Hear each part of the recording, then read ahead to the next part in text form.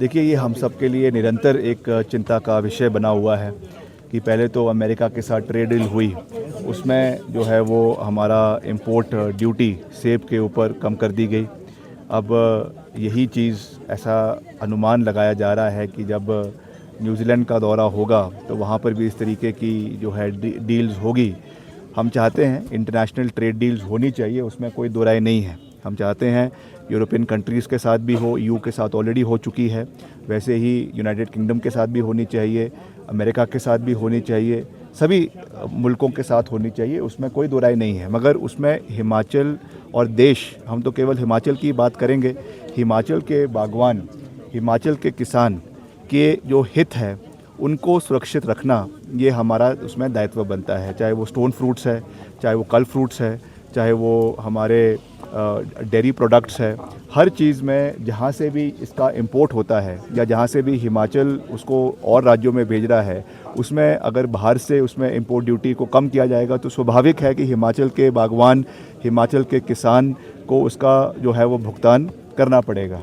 तो इन सब चीज़ों के ऊपर गहर चिंतन और मंथन करने की आवश्यकता है, इसमें कोई दो राय नहीं है।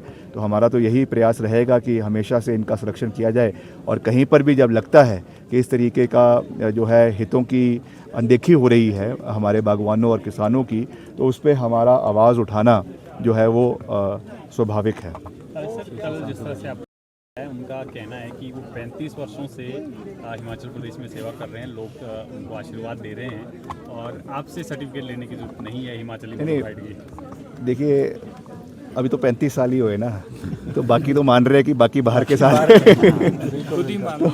खुद ही मान लिया कि 35 प्लस बाकी माइनस जो है वो गैर हिमाचली है। पर एनीवेज ऐसा है, देखिए बिंदल भाई हमारे बड़े भाई हैं, व्यक्तिगत रूप से मैं उनका मान सम्मान करता हूँ, मगर उनको भी इस तरीके की बयानबाजी नहीं करनी चाहिए जिससे प्रदेश के लोगों की जो है की जो भावनाएं हैं वो आहत हो। वो कौन होते हैं हम लोगों को सर्टिफिकेट बांटने वाले? हम उनका वो भाजपा के प्रदेश अध्यक्ष है, पूर्व में मंत्री रहे हैं, विधायक रहे हैं, हम उनका व्यक्तिगत रूप से मान सम्मान करते हैं, मगर उनको इस तरीके की टिक्का टिप्पणी नहीं करनी चाहिए। ये हमारा निर्णय है कि हम कहाँ पे जाए, ये हमारा निर्णय है कि हम कब मंदिर में जाए, हमको किसी से उसमें सर्टिफिकेट लेने की आवश्यकता नहीं है।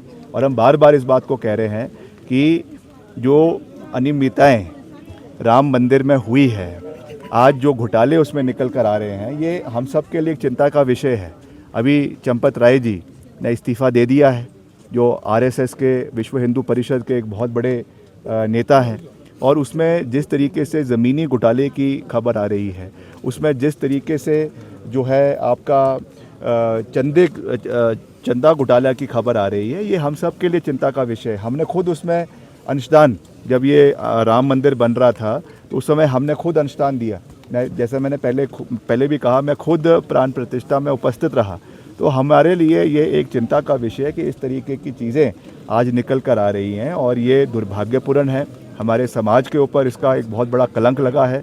और मैं इसमें यही कहना चाहूँगा कि जयराम जी ने इसमें स्टेटमेंट दिया कि हम हिंदू विरोधी है, इसलिए इस तरीके की बातें कह रहे हैं।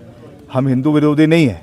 हम जो चंदा का चोरी हुई है, जो उसमें घोटाले लैंड डील में हुए हैं, 2 करोड़ की ज़मीन को 20 करोड़ में बेच दिया गया, तो ये चीज़ें जो निकल कर आ रही है, इसकी जो है जांच होनी चाहिए। सुप्रीम कोर्ट के चीफ जस्टिस के अध्यक्षता में होनी चाहिए, ताकि दूध का दूध और पानी का पानी जो है वो हो सके।